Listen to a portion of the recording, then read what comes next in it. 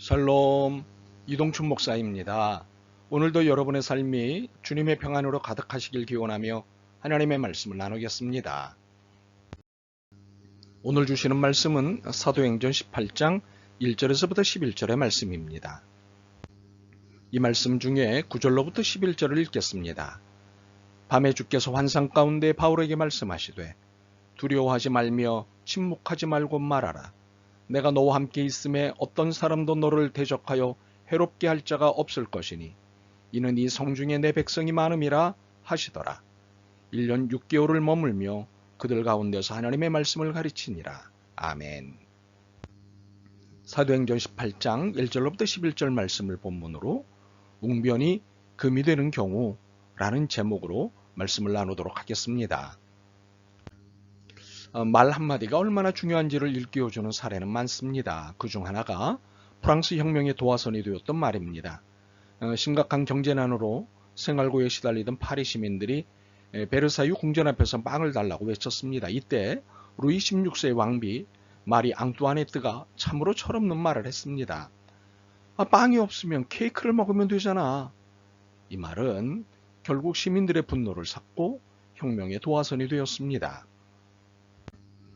이 사건 하나로도 말이 얼마나 중요한지 알 수 있습니다. 그래서 오래전부터 침묵은 금이요 웅변은 은이라는 말이 금원으로 내려오고 있습니다.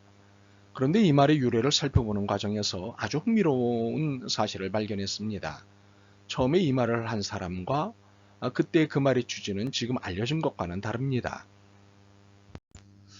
이 말을 처음으로 한 사람은 고대 그리스의 정치가이며 웅변가였던 데모스테네스입니다. 그는 아테네 사람들에게 웅변을 하라고 권하면서 이렇게 말했습니다. 아테네 시민 여러분, 여러분도 저처럼 계속해서 말을 하세요. 침묵은 금의 가치밖에 없지만 웅변은 은처럼 큰 가치가 있는 것입니다.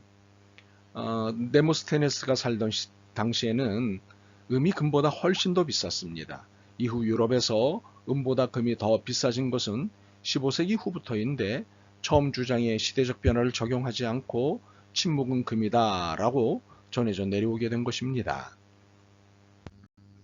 우리는 마리 앙뚜아네트의 사건에서든 데모스테네스의 격언에서든 말은 대단히 중요하다는 것을 깨닫게 됩니다. 어떤 때는 침묵이 금이지만 어떤 때는 웅변이 금이 될 수도 있다는 사실입니다. 그러나 오늘은 웅변이 금이 되는 경우를 살펴보려고 합니다. 바울은 다메섹에서 회심을 한 후 일정 시간의 훈련 기간을 거쳤습니다. 옛사람을 새사람으로 바꿔야 했기 때문이었습니다. 그리고 나서 전도자의 직무를 받았습니다. 그에게 내려진 직무는 아시아와 유럽을 여러 차례에 걸쳐 두루 다니며 복음을 전하는 것이었습니다. 우리는 이러한 그의 사역을 통해 복음을 전하는 자세와 환경에 대해 배울 수 있습니다. 오늘의 본문은 고린도 지방에서 복음을 전하는 바울입니다. 이곳에서 그는 특별한 사람들을 만났습니다. 첫 번째는 아골라와 브리스길라 부부였습니다. 이들은 유대인으로 로마의 유대인 추방 정책에 의해 로마를 떠나 고린도로 이주해 온 그리스도인이었습니다.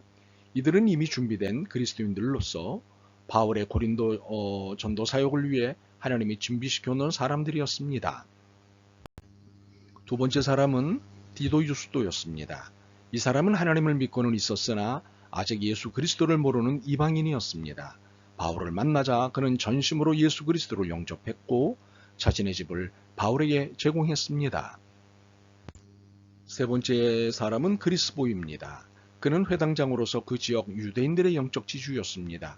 그는 바울을 만나 예수님을 영접하였습니다. 그러나 이 은총을 자신만으로 끝내지 않고 온 집안에 전했고 더불어 수많은 고린도 사람들에게 전했습니다. 그리고 그들 모두 세례를 받게 했습니다. 사실 고린도는 바울이 아는 사람이 한 명도 없었습니다. 오직 복음을 전하기 위한 일념과 열정으로 생명부지의 땅 고린도로 갔던 것입니다. 생각해보면 많이 두렵고 힘들었을 것입니다. 그러나 하나님은 이미 바울의 복음 사역을 위해 영혼들을 준비시켜 놓으셨습니다. 아골라와 브리스길라를 이미 그리스도인으로 준비시켜 놓으시고 바울과 동역하게 하신 것입니다. 우리는 복음 전도 현장에 가기 전에 많은 염려를 합니다. 생명부주의 환경과 사람들을 만나야 하는 스트레스가 이만저만이 아니기 때문입니다. 그래서 복음이 싫어서 전도를 안 하는 것이 아니라 낯선 환경과 사람을 만나는 것이 두려워 선뜻 나서지 못하는 경우가 많습니다. 그러나 두려워 마십시오. 하나님은 이미 준비된 사람들을 만나게 하십니다. 함께 복음을 전하게 될 동지들을 만나게 해주십니다. 그리고 이미 복음을 받아들일 준비가 된 영혼들을 만나게 하십니다. 디도 유스도와 그리스도는 바울을 만나기 전까지는 그리스도인이 아니었지만 만나고 나서는 그리스도인이 됐습니다. 그들은 이미 하나님이 준비시켜 놓으신 것입니다. 이런 의미에서 복음을 전한다는 것은 하나님이 준비해 놓으신 잔치에 참여하는 것이라고 볼 수 있습니다. 그러므로 두려워하지 말고 스트레스를 받지 마십시오. 가면 이미 하나님이 모든 상황들을 만들어 놓으셨음을 경험하게 될 것입니다. 그러므로 가십시오. 그리고 입을 열어 예수 그리스도에 대해 말하십시오. 그러면 복음의 역사는 일어납니다. 그러나 두려워서 입을 열지 않으면 복음의 역사는 일어나지 않습니다. 물론 박해의 역사도 일어나지 않습니다. 5절과 6절입니다. 바울이 하나님의 말씀에 붙잡혀 유대인들에게 예수는 그리스도라 밝히 증언하니 그들이 대적하여 비방하거늘. 어떻습니까? 입을 열어 그리스도를 증언하는 순간부터 비방이 시작되지 않습니까? 이것은 복음의 역사가 일어나고 있음을 역설적으로 보여주는 것입니다. 복음이 증거되는 현장에는 예부터 방해의 역사가 늘 있어 왔습니다. 그렇기 때문에 이것을 염두에 두면 오히려 두려울 것이 없습니다. 무방비 상태에서 사고를 만날 때와 예측한 상태에서 사고를 만났을 때의 충격의 정도는 매우 다릅니다. 이렇듯 복음이 증거되는 곳에는 늘 방해와 박해의 역사가 있을 것을 예상하면 두려움 대신 기도하게 됩니다. 그리고 그 두려움의 감정은 줄어듭니다. 그러므로 두려워하지 말고 입을 열어 그리스도를 증거하시기 바랍니다. 이렇게 두려움을 극복하고 입을 열면 놀라운 역사가 기다리고 있습니다. 10절입니다. 내가 너와 함께 있음에 어떤 사람도 너를 대적하여 해롭게 할 자가 없을 것이니 이는 이 성중에 내 백성이 많음이라. 주님은 세 가지의 약속을 해주십니다. 첫째, 내가 너와 함께 있겠다는 약속입니다. 둘째, 어떤 사람도 너를 대적하여 해롭게 할 자가 없게 해주겠다는 약속입니다. 셋째, 이 성중에 내 백성이 많이 있게 하겠다는 약속입니다. 그러나 이 세 가지 약속은 입을 열기 전에는 일어나지 않는 약속입니다. 그러므로 입을 여십시오.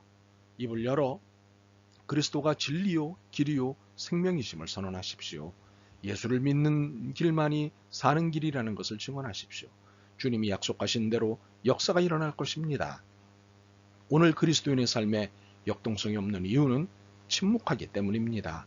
침묵하면 주님의 동행하심의 역사가 일어나지 않고 세상 끝날까지 함께 하시겠다고 한 약속의 효용성이 약화되기 때문입니다. 자, 이제 이 무기력한 삶을 정리할 때가 되었습니다. 침묵하는 것을 좋아해서 하나님의 능력을 체험하지 못하는 신앙에서 탈피할 때가 되었습니다. 자, 일어납시다. 그리스도를 증거하러 갑시다. 아멘. 주님을 사람들에게 증거하는 것이 심적으로 부담되었습니다. 무엇보다도 거절당하는 것이 두렵고 힘들었기 때문입니다. 그러나 오늘 말씀을 들으며 복음의 능력에 기대고 하나님의 예비하심을 바라보기로 결심하였습니다. 믿음을 주옵소서. 예수 그리스도의 이름으로 기도드립니다. 아멘.